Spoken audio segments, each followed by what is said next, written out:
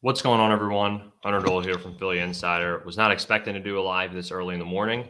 It's not super early, but I just didn't expect the news to break at this time when it would break. That being said, Zack Wheeler is going to be a Philly for at least 4 more years. So the extension, I believe, will kick in 2025. He will not hit the market next year. That's what we like to see. Obviously, with Nola, he hit the market, still ended up coming back, but you didn't want to run that risk with Zack Wheeler, especially with how he has pitched in the postseason the past couple of years. You wanted to sign your ace to an extension, and it wasn't a long-term extension with him being, I believe he's 34 as he signs this deal. 33. Okay. And I'm not sure exactly when his birthday is, May 30th. So he will turn 34 this year. This will be his age 34 season. That being said, he is still pitching at a very, very high level. I mean, I still am very much impressed with what he brings to the table, even being at that age. I mean, it's pretty incredible how well his fastball still plays. He gets plenty of movement on it. It's just, I mean, I don't know how you hit that fastball when he's locked in the playoffs. It's just, I mean, it just seems like it's deceptive and it just gets right by you. And the thing I love about Wheeler is he throws that fastball with ease. It doesn't look like he's trying to overthrow it. It doesn't look like he's trying to throw 97. He just throws it with ease, and that's because his mechanics are so smooth, just comes out of the hand so easily. I mean, I just think the fastball to me is so impressive, and his other pitches are so good too. So good. He has such a good pitch mix. And you just look at the numbers, man. I mean, he's just been incredible over the past few years with the Phillies. We, severely underpaid him, and that's not a bad thing by any means. We definitely got our value out of that deal when we signed him. I think people were expecting him to pitch pretty well, but he was brought in here to be a number two to Aaron Nola. I don't think people expected him to end up being the ace at the time of the signing. Because if you guys remember, like, that wasn't necessarily like a huge deal when, like, as far as the contract goes, it wasn't a massive contract when he signed. I want to say he signed for 5 years, a little over 100 when he first signed the deal. And yeah, 5 years, 118. So he just got paid more over the next 3 years than he got paid the past five, and deservedly so. The guy deserves to get paid. I'm happy for him. Again, we got insane value on that first deal, so only right that we end up paying him that contract to extend him now. And look, 42 a year, that is definitely a hefty extension. I believe that's what it comes down to, or it comes out to. 42 times 3 is 126. Yep, correct. So look, obviously, there is some risk involved when you make a deal like that, but it's only for 3 years. You're paying $42 million for an ace pitcher, and there's not too many guys. I don't know how many guys there are outside of maybe a Garrett Cole who you'd put over him as a guy you'd want on the mound in game one of a playoff start. I don't see too many guys out there who I'm talking about in that way. And you look at Wheeler's career with the Phillies, 4 years so far. He started 101 games over those 4 years, so he's already been more durable than he was in New York. He did have some injury issues at certain points in his New York tenure. His last couple years with New York, he was pretty durable, but that was one concern. That being said, you look at his past 4 years, and this includes the COVID year too, which he was also very, very good in. He's only had above a 3 ERA in one of those years, which was this past year, and he still pitched amazing in the playoffs. And in those 3 years, he's pitched, like I said, 101 starts, 3.06 ERA, 43-25 record. Not too concerned about the win-loss. I mean, still pretty good. He's had 3 complete games, 2 shutouts. One was the Halladay shutout, which was just an awesome game. Me and Drew were both there. 629 in the third innings pitched. And in that span, he has a 2.90 FIP, 1.055 whip, or 1.06 if you want to round up to whip. And he's given up 7.5 hits per 9. He's given up 0.7 home runs per 9, 1.9, or I guess 2 walks per 9. And then he's striking out 9.7 batters per inning. So then you round that up to 10 for 10 strikeouts per inning. Pretty incredible, y'all. I mean, that's just in 4 years with the Phillies, but you don't see those numbers too often with a guy like that, especially like I said, he's about to turn 34. So the fact that he's done this the past year or two is really impressive. And again, you're not locked into something that has him here till he's 39. He's going to be here till he's 37, 38. He'll turn 38 in his last season with us. But you're more so signing this deal so that you have Wheeler for the next 2 years, or 2 to 3, right? Because let's say by age 38, maybe he's not the same pitcher. I don't know. You really signed him for the window of the next 2 to 3 years. And that's the big thing. You have I believe Schwarber hits free agency in 2026. Castellanos hits free agency in 2027 as I think Real Muto is 2026 or 2027 as well. So you think about it, you have Wheeler now till what does this put us at? 2028 with him. So you have all these guys, you have this core locked up until that 2026 2027 frame. And as for Wheeler, it goes to the new contract will go to 2020. So what, this year's 2024, and then he's here till 2025, 2026, 2027. So yeah, 2028 he'll hit free agency. So you have this core locked up. I really like the way they structured this deal too. He also gets to veto any trade, I think deservedly so. I mean, Wheeler absolutely deserves that.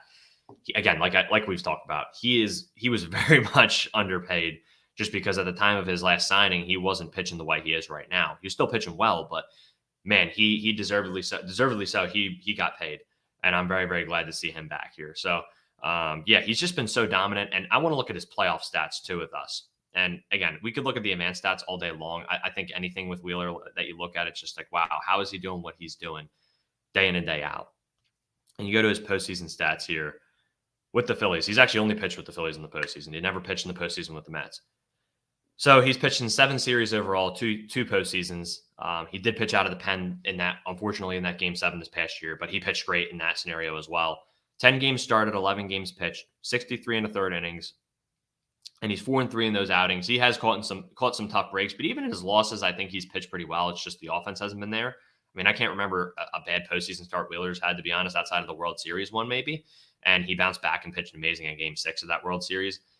And in that span, he has a 2.42 ERA in the postseason, a .72 WHIP, and if you want to round up with, it could be .73.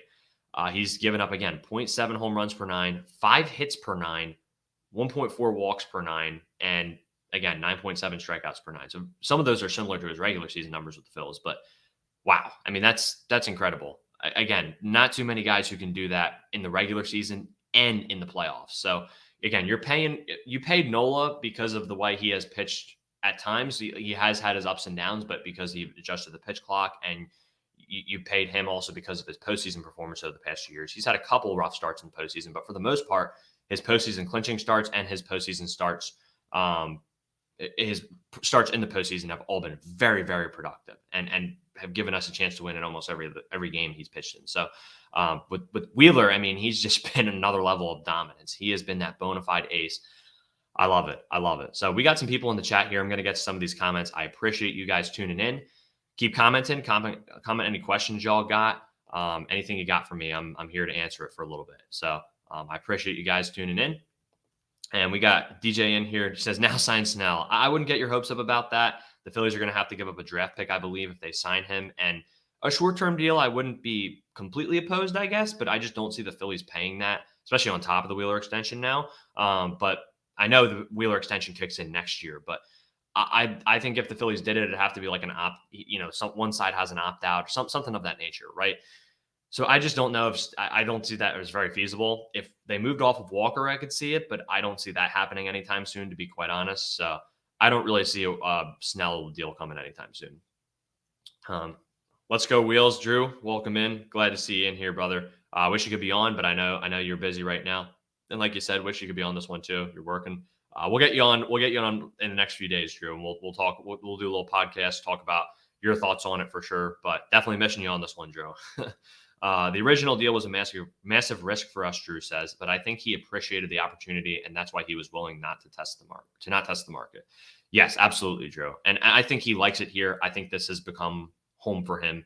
And yeah, I mean, the Phillies fans love him. And he doesn't necessarily have that like fan favorite appeal of like a Marsh or a Stott necessarily, where they're kind of, just fun players to root for, especially Marsh in that regard, because of the beard and the hair and all that, but also because he's become a pretty good player. And Stott just because he's just a great guy.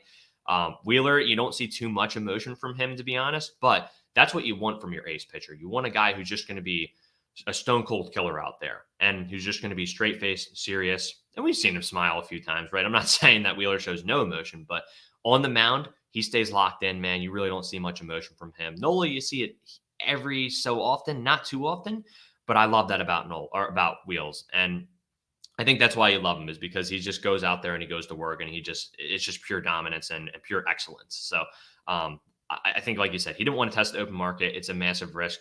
The original deal was a risk for us, even though it wasn't a huge contract relative to what he's getting paid now. But you were taking a risk on a guy who was a solid pitcher, but who you were hoping to really elevate to that number 2 level. And like Calvin said, deserves every single penny. Absolutely, he does.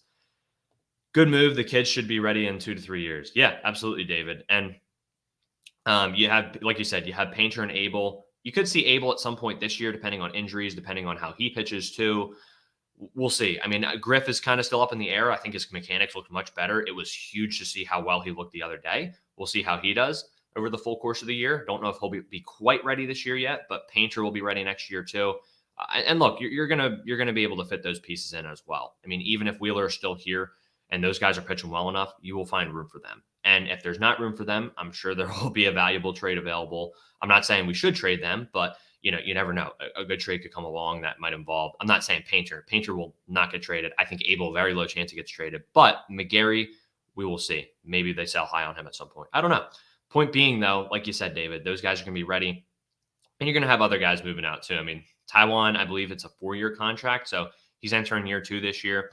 And honestly, by the time you get to year 3 or 4, you could move off of that if you need to. It's still not going to be easy, but hopefully they're not looking to move off of it. Ideally, he plays well, but we will see. And you got Ranger and Sanchez, too, who are still, I mean, Ranger's arbitration years, Sanchez is pre-arb, so you still got those guys as well. So, you have a good core for your rotation locked up, as well as, like you said, you have the young guys who are still waiting in the wings as well. It's a good spot to be in. Jose, good morning. Good to see you in here. He says, Phillies take care of Wheeler. Absolutely. Yeah, it's good to see that. Ethan, appreciate you tuning in. Says, can't stay on too long, but I appreciate you hopping in. He says, great job for Dave Dombrowski. This was much needed. Absolutely it was. And yeah, credit to Dave. I think me and Drew talked about this. It was likely they probably had this in place for some time, or maybe some of the details were getting worked out. I think you have to sign it on a certain day for some of it to count towards. I don't know how exactly that works, but I think there was a certain day they needed to sign it to make sure the money all counted towards the future years. Regardless, they got it done.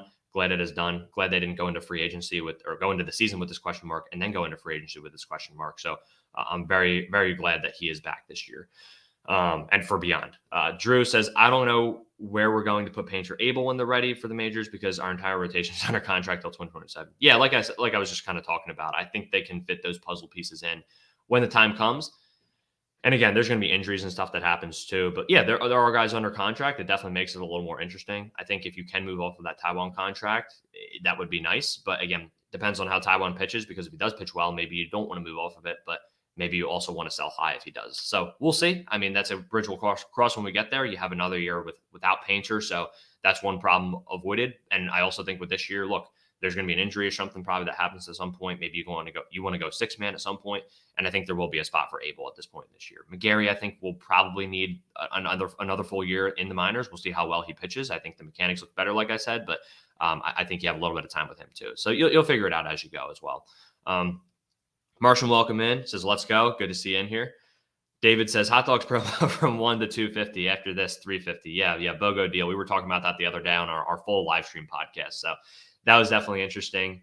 Look, probably shouldn't have the fans throwing hot dogs. It's probably not the safest environment. But at the same time, I made the point. I think that's been going on for years when it's been sold out. I think it happened earlier. It just wasn't the digital age of all these, smartphones and everything where it was getting captured and posted to Barstool Phillies. So I'm sure the Phillies aren't a huge fan of that look right now, but it is what it is. $250 for 2 hot dogs is still not a bad deal, but I get it. It doesn't have the same feel as a dollar dog night. It doesn't. Martian says, I'm 100% certain that, we'll talk about Kelsey. I'm sure if that happens later today, I'm sure we'll go live and talk about that. But I also think he's probably going to retire. Martian says, do the Phillies have to give a draft pick to sign Montgomery? I'm sorry, I just bumped my computer. No, they do not. That is the thing with Montgomery is if they could get him on a short-term deal, they do not have to sign. They do not have to give a draft pick up to sign him. That being said, Montgomery, it sounds like, is not interested in a short-term deal at all. So I'm sure the Phillies will keep that on the table if he does come around to that, but I just don't think that's going to happen. Is this a sign that Wheeler wins yet another Gold Glove award? I mean, I guess we'll have to see how he performs this year, right? I mean, he performed really well last year, won a Gold Glove. I honestly, I think he's pretty good at fielding his position, but when I watched him last year, I wasn't like, oh my gosh, this guy's incredible. Like Ranger's the guy who I look at and say, wow, he does a really good job fielding his position, but he hasn't pitched enough innings to get that Gold Glove. Hopefully this year, but we will see. That would be cool. Drew says this actually makes a Snell or Monty signing much, much more likely because we're going to blow past the third threshold next year. I guess that depends on if we get rid of contracts and stuff too, because I feel, that's true. We really don't have any contracts coming off the books.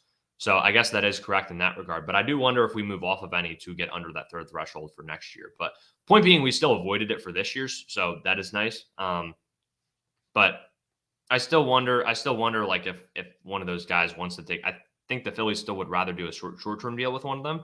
So I still wonder if that's actually what's going to happen. Jonathan says, I think it's a pretty solid deal for both sides. I agree, Jonathan. I agree. I think it makes a lot of sense for the Phillies. People are going to say they overpaid for a guy who's aging right now, but I think he's going to age like fine wine. And I think you can see with his game, he's still pitching at a very high level. The velo still plays well. And I think he has a game that's still going to age well the next couple of years, just with how he mixes it up.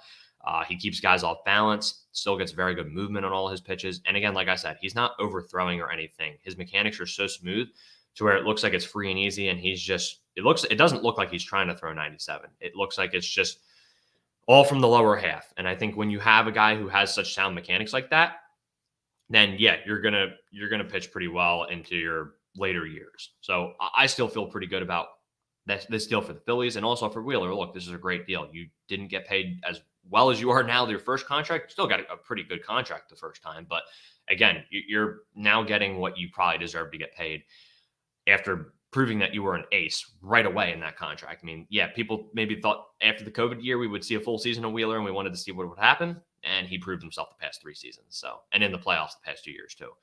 It's been incredible. Calvin says, I can see Abel being traded for Tucker at the deadline. I did see that article you were talking about, Calvin. It was on Fanside, and it was just kind of like, I think it was just kind of like a fan piece, like a fan opinion type deal where it was like, oh, this could make sense. But I don't think there's any actual reports around that or around a Tucker possible trade. And I don't think mid-season that they would trade Tucker if he's playing well and if the Astros are in the playoff race, which I would be shocked if they were not in the playoff race. I think the Astros will be in that division race in the AL West all year long. So I don't see that happening. I would be shocked, especially the Phillies don't really, if Johan Rojas plays well, I'm not saying you take Johan Rojas over a potential Kyle Tucker, potentially having him in center or not center field, having him in the corner outfield, but I just don't see the Astros doing that. I don't think the Phillies are going to want to do that at this deadline. I love Kyle Tucker. I think he's an incredible hitter. I think he's massively underrated as a hitter. Not the best defender. It is what it is. Like with his hitting, you're going to take that.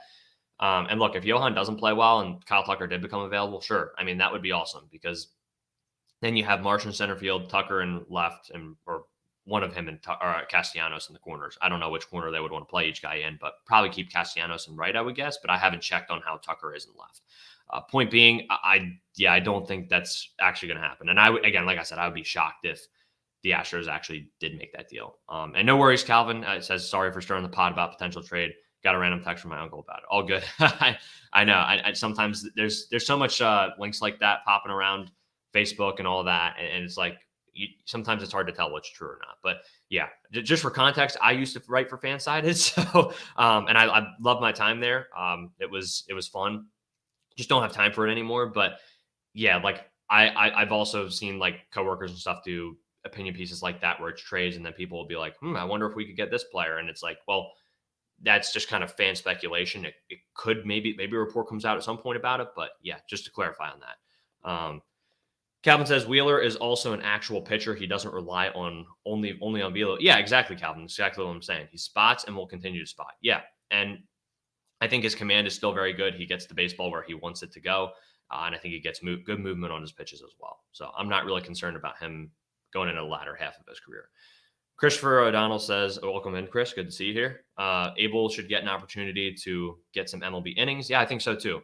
Really looking forward to a core of Wheels, Nola, Ranger, Sanchez, Abel, Painter. Yeah, that's pretty awesome to think about. And I appreciate you, Calvin, before you head out. He says, got to go. Thanks for the fun community. Hey, appreciate you, Calvin. I'm looking forward to a fun season talking Phillies with you. Always enjoy talking Phillies with you and everyone in here too. Jonathan, Chris, Ethan, Martian, Drew. Obviously, Drew's on the podcast, but David, thank you for being in here. DJ, appreciate all you guys. It's always fun talking Phillies with you guys. So thank you guys for all the comments so far.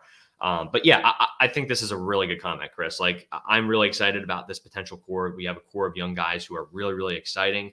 Painter, I'm still really, really excited about. I wish he could pitch this year. I wish they had gotten the surgery a little earlier, hindsight being 2020. But we still have a great core to look forward to. And, I noticed you don't put Walker in there. I personally wouldn't either. But hopefully he does bounce back this year, so we have that core for the next couple of years. But, a good problem to have if Walker pitches well. That being said, y'all, if y'all got any more comments, let me know. Any more questions? This was just kind of a quick little live on the Wheeler extension. I didn't plan on going for too long.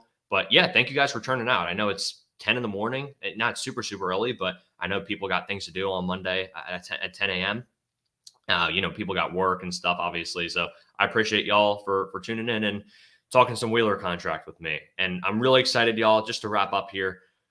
Wheeler is just, again, it's just been unbelievable how dominant he has been when the lights have shined the brightest. It feels like when we need a big start from him, especially towards the end of the year, and also towards the playoffs, and just, you look at the Halladay start on that day where we honored Halladay. Again, like I said, me and Drew didn't know each other back then, but we were both at that game.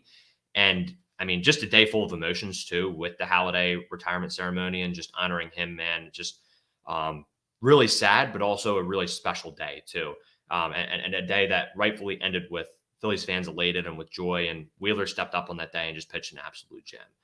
And every time it just feels like he is just he's just risen to the moment and risen to the occasion. So I love what he's done so far. Just wrap up. Chris says, looking at our pitching core and compared to the Braves, they're holding it together with duct tape while we lock down our aces and have cheap young pieces coming up. I agree, Chris. Look, Chris Sale, he has looked good in spring training, but it's spring training. The guy faced Garrett Stubbs. He struck out him 3 times. He faced Pache. I love Pache, but he did strike out 3 times against him. Like, these are guys who probably won't be in the starting lineup every single day.